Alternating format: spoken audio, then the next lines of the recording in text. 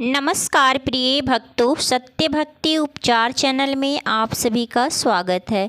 आज मैं आप सभी को देवशयनी एकादशी व्रत कथा सुनाने जा रही हूँ। जैसा कि हम लोग जानते हैं, एकादशी व्रत के दिन व्रती को एकादशी व्रत की कथा का श्रवण जरूर करना चाहिए।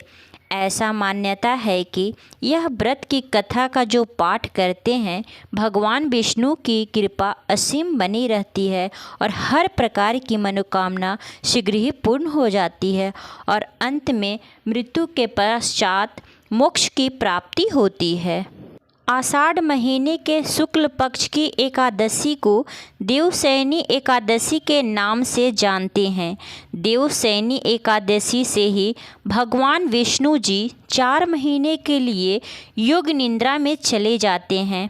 इस दौरान मुंडन संस्कार, शादी विवाह, सगाई, गृह प्रवेश, अनेक प्रकार के शुभ कार्यक्रम, मांगलिक कार्यों पर रोक लग जाती है। इस साल 6 जुलाई को देवशयनी एकादशी मनाई जाएगी।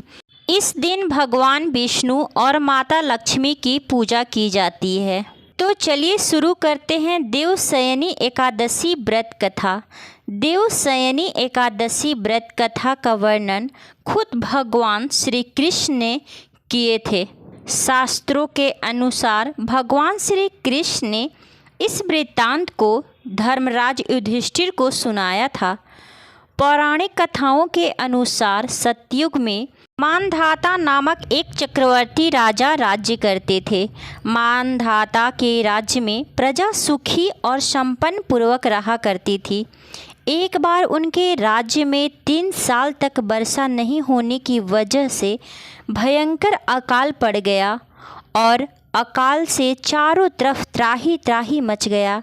त्रासदी का माहौल चारों तरफ घेर लिया, जिसके कारण यज्ञ, हवन, पूजा पाठ, व्रत कथा, पिंडदान आदि कम होने लगे। प्रजा ने अपने राजा के पास जाकर अपने दुख दर्द व्यथा सुनाई। राजा इस अकाल से चिंतित थे। उन्हें लगता था कि उनसे आखिर ऐसा कौन सा पाप हो गया है जिसकी वजह से सज़ा इतनी कठोर मिल रही है और प्रजा त्राही त्राही कर रहे हैं। इस संकट से मुक्ति पाने के लिए राजा ने सेना को लेकर जंगल की ओर चल दिए। जंगल में घूमते घूमते एक दिन वे ब्रह्मा जी के पुत्र अंगिरा ऋषि के आश्रम में पहुंच गए। ऋषिवर ने राजा जी का कुशल क्षेत्र और जंगल में आने के कारण पूछने लगे। राजा ने हाथ जोड़कर कहा कि मैं पूरी निष्ठा से धर्म का पालन करता हूँ, प्रजा की हर समस्या का समाधान करता हूँ, फिर भी मेरे राज्य में ऐसी हालत क्यों हो गई है? कृपया इसका समाधान करें। राजा की बात सुनकर महर्षि अंगिरा ने कहा कि यह सतयुग है। इस युग में छोटे से पाप का भी बड़ा भयंकर दंड मिलता है। महर्षि अंगिरा ने राजा मानधाता को आषाढ़ माह के शुक्ल पक्ष की एकादशी का व्रत करने के लिए कहें। महर्षि ने कहा कि इस व्रत के प्रभाव से अवश्य ही वर्षा होगी। महर्षि अंगिरा के निर्देश के बाद राजा अपने राज्य की राजधानी लौट आए। उन्होंने चारों वर्णों सहित पद्म एकादशी का विधि विधान व्रत किया, जिसके बाद राज्य में मूसलाधार वर्षा हुई। ब्रह्मवैवर्त पुराण में देवशयनी एकादशी के विशेष महत्व का वर्णन किया गया है। ऐसा माना जाता है कि देवशयनी एकादशी के व्रत से भक्त की समस्त समस्या का समाधान मिलता है और हर मनोकामना पूर्ण होती है। इस प्रकार जो भक्तजन देवशयनी एकादशी व्रत कथा सुनते या पढ़ते हैं, उनकी हर मनोकामना शीघ्र ही पूर्ण होती है और भगवान विष्णु और माता लक्ष्मी की असीम कृपा उन पर बनी रहती है। हर मनोकामना पूर्ण होती है। प्रेम से बोलिए भगवान विष्णु की जय, माता लक्ष्मी की जय। आरती। ओम जय जगदीश हरे स्वामी जय जगदीश हरे। भक्त जनों के संकट दास जनों के संकट क्षण में दूर करे। ओम जय जगदीश हरे। जो ध्यावे फल पावे दुख बिन से मन का। स्वामी दुख बिन से मन का। सुख संपत्ति घर आवे सुख संपत्ति घर आवे। कष्ट मिटे तन का। ओम जय जगदीश हरे। माता पिता तुम मेरे शरण गहूँ मैं किसकी। स्वामी शरण गहूँ मैं किसकी। तुम बिना और न दूजा प्रभु बिना और न दूजा। आस करूँ मैं किसकी। ओम जय जगदीश हरे। तुम पूर्ण परमात्मा तुम अंतर्यामी। स्वामी तुम अंतर्यामी। पारे ब्रह्म परमेश्वर पारे ब्रह्म परमेश्वर तुम सबके स्वामी। ओम जय जगदीश हरे। तुम करुणा के सागर तुम पालन करता।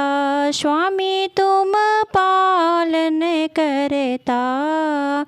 मैं मूर्ख खल कामी मैं सेवक तुम स्वामी। कृपा करो भरता। ओम जय जगदीश हरे। तुम हो एक गोचर सबके प्राणपति। स्वामी सबके प्राणपति। किसे विधि मिलहूँ दया में किसे विधि मिलहूँ गोसाई। तुमको मैं कुमति। ओम जय जगदीश हरे। दीन बंधु दुख हरता तुम ठाकुर मेरे। स्वामी तुम ठाकुर मेरे।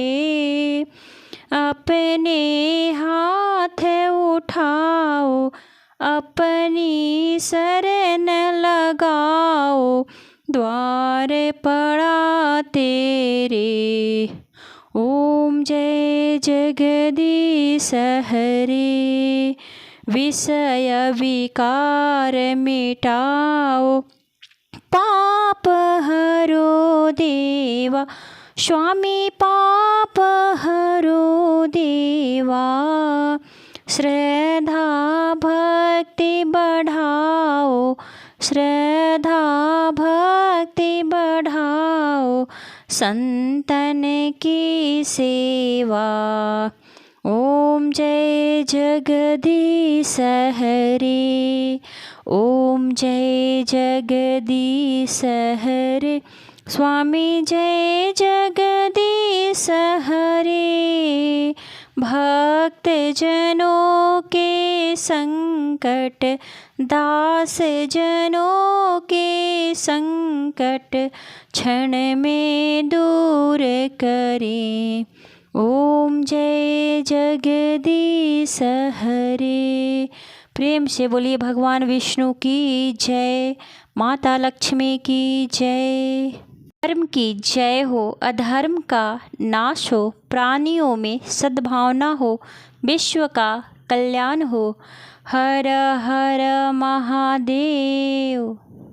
प्रिय भक्तों, यदि यह कथा आपको अच्छी लगी हो तो प्लीज़ चैनल को सब्सक्राइब कर लें और इसके साथ ही साथ बेल आइकन को प्रेस कर लें ताकि आने वाला हर वीडियो सबसे पहले आप तक पहुँचे। धन्यवाद।